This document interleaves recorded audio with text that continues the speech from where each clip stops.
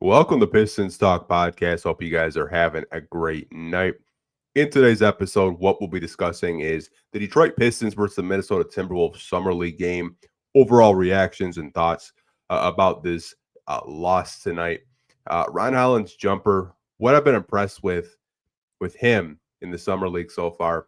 And we'll end the podcast with Bobi Klintman and him struggling in the Summer League and what does this mean for him, possibly long term on the Detroit Pistons. So let's get into just this game as a whole. So Pistons come out aggressive. First three summer league games, they've been the aggressors. They've been a team that comes out really scrappy defensively, gets out to these early leads, and it looks like that was going to happen again within the first maybe 3 minutes. It was 9-1, and Minnesota was forced to take a timeout. It looked like this was going to be another Detroit Pistons blowout. They take a timeout, they regroup, and they fight and claw and get back into this game. And I think the one thing that really stood out in this first quarter for the Detroit Pistons was Ron Holland being very frustrated with the officials, not getting the foul calls that he thought he did deserve. And if I'm just being unbiased, I honestly thought there were some plays where he did get some contact and he just wasn't getting to the free throw line. And this was a game where, respectively, both of these teams got to the line quite a bit. But I would just say he looked a little bit frustrated with the officials in the first quarter. Timberwolves kept clawing, getting back, and the Pistons had to settle for a 2-point lead in the first quarter, 23-21. Transitioning into the second quarter, the Timberwolves defense is no joke. Their summer league defense, I would say, is probably the best defense in the summer league right now when you just look at the raw numbers and just the way that they're defending people. I mean, the Pistons did even crack 80 points in this one tonight, you guys. They did a really good job of just suffocating the Pistons in this one. And they were just taking really bad shots. The Pistons were. They were forced to take low percentage shots, and you could just really tell it was a really rough second quarter for the Detroit Pistons. They only scored, I believe, 8 points. It was because the score at halftime was 39-31. So the Timberwolves really just kind of locked on the Pistons, and it was a sloppy second quarter. And coming into the third quarter, it was still very sloppy. There were some passes that I think if they had a do-over, they probably wouldn't make a pass that was just so nonchalant. But Ron Holland really redeemed himself in this third quarter. If you're looking for any type of positivity, anything to kind of take note, Ron Holland in this third, 13 points in the third, got the Pistons somewhat back into this game. It was only a 3-point lead for the Minnesota Timberwolves to end the third quarter, 60-57.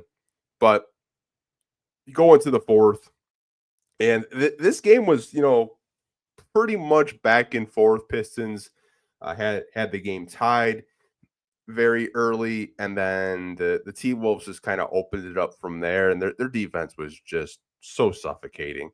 Anytime the ball got into the painted area, it seems like all the defenders just collapsed, whether it was on Bobby, Ron, Donis. Like, I think the Pistons haven't seen a team that good so far in the summer league defensively. And I think it's actually a good thing that they did play the Timberwolves tonight, or today rather, because the first two games they played teams, if we're being honest, like the Knicks, they don't really have a bunch of young prospects. They don't. You kind of look at the Rockets, like, again, they're not really a bunch of guys that are up and coming outside of like maybe Reed Shepherd.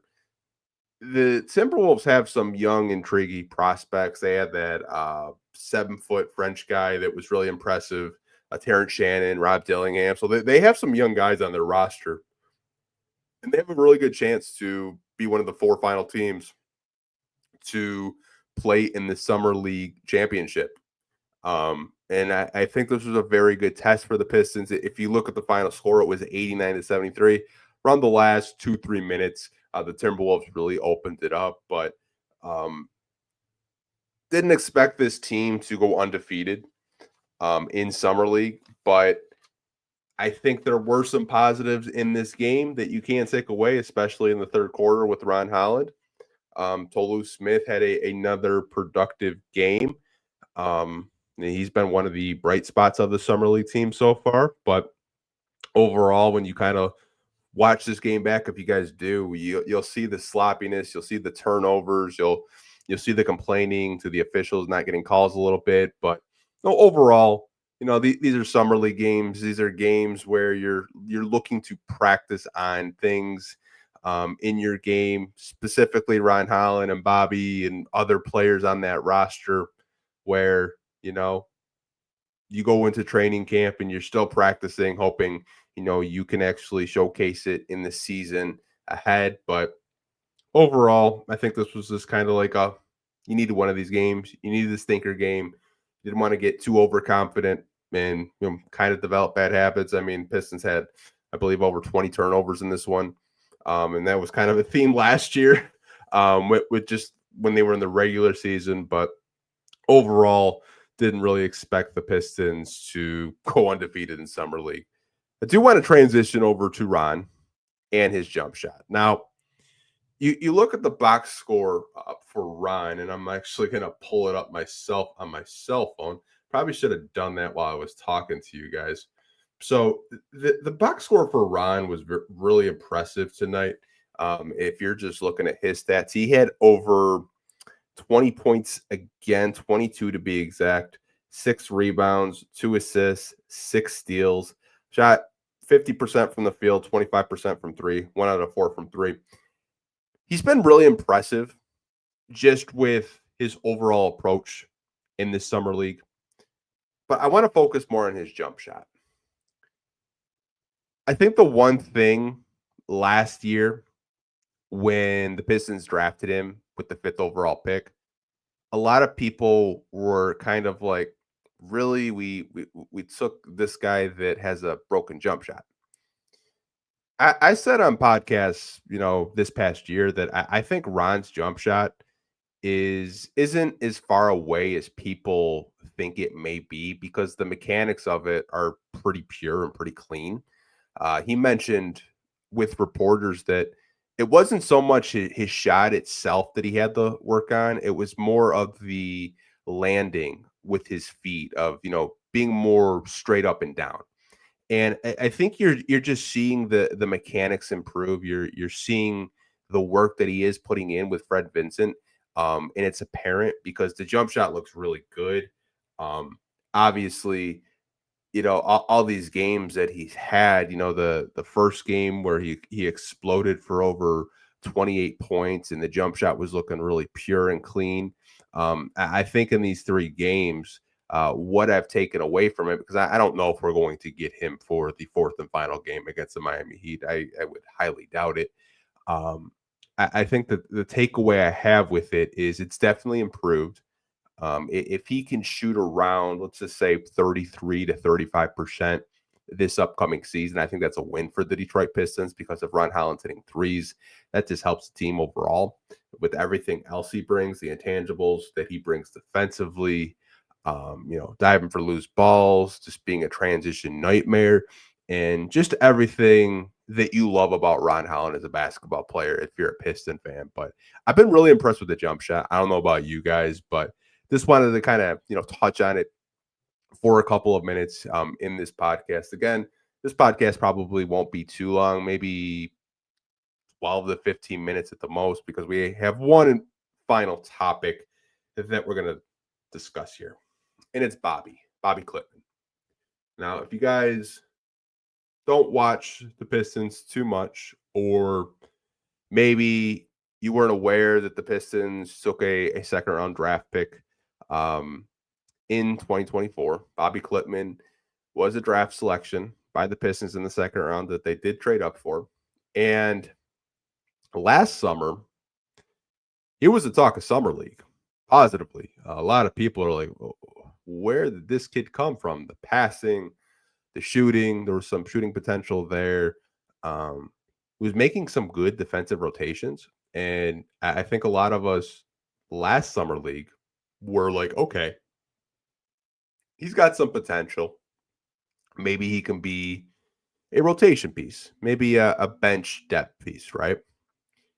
Now, fast forward to this summer league, there were reports that Bobi added some muscle, added some weight, and I think that's the one thing when I was looking at him last summer league, I was like, man, if he just adds maybe 10, possibly 12 pounds, I think I'll be all right. And this summer league, he's really struggled, not in rebounding or passing. He struggled, but he struggled in terms of trying to get by somebody. Like tonight was a good example of when a defense collapses on him and pressures him. Um, his decision making and his process of it isn't the best, and there were a lot of turnovers tonight. I think with him, what it means for the Detroit Pistons and possibly his future is just based off of these 3 summer league games. I don't feel confident saying that he's going to be a rotational piece right now. And that could change. He could have a good summer league game. He could have a good preseason game. Like we're really far away from preseason, you guys. You could have a good training camp. In my opinion, could be completely swayed. But as of right now, as I'm recording this podcast on July 15th, I don't feel confident saying to you that I believe Bobi Klintman can be a backup power forward to back up Tobias Harris. I just don't. I think the Pistons might have to go out and try to acquire someone, whether that is in free agency or whether it's via trade using their trade exception. Because I honestly think backup 4 is still a very big hole on this roster. And this might be a year for Bobi to continue to develop his skill set. Maybe he's just, not ready to contribute right now. And that's fine. Second round picks, like the likelihood of them hitting are very low. But I do think he does have a real NBA skill. I think the passing is special. I like his ability to rebound.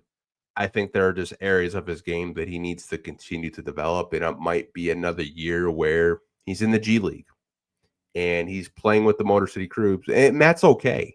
If he's not ready right now, that's fine. The Pistons signed him on a 4-year deal. I don't really think they were banking on him to come in this season and automatically be the backup power forward. If he did make those type of progressions and strides, I think the front office and the coaching staff would be ecstatic. But just right now, I honestly think he needs a little bit more time developing. I think he needs just more reps. Didn't get a whole lot of reps with the Detroit Pistons last year because of a calf injury.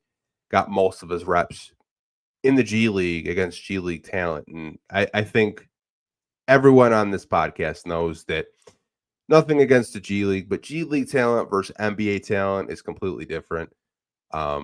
So maybe it's just another development year. As of right now, again, like he could have a good training camp, he could have a good preseason, and this podcast probably makes me sound like a complete idiot, but that's just how I'm feeling as of right now.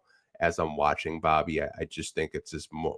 He just needs more time to develop. He needs more reps because right now he just seems a step slow. Maybe it's just me. Maybe I'm being a little bit too harsh on the kid, but that's just what I saw. Well, I want to wrap this podcast up. Don't want to keep it too long for you guys. You guys said that you do like these kind of short form podcasts. But the Pistons do lose this one to the Minnesota Timberwolves 89-73. But let me know what you guys think of today's game. Ron Holland's jump shot and Bobi Klintman so far struggling in 3 Detroit Pistons Summer League games. I'll talk to you guys down below in the comment section. I don't know if I'm going to be doing a podcast on Wednesday. Like if there's news tomorrow, then I'll try to squeeze a podcast out. But if there isn't any news, then I probably won't do one on Wednesday. Just wanted to kind of give you guys an update there. But talk to you in the comment section. Hope you guys are staying safe. And as always, go Pistons. Peace.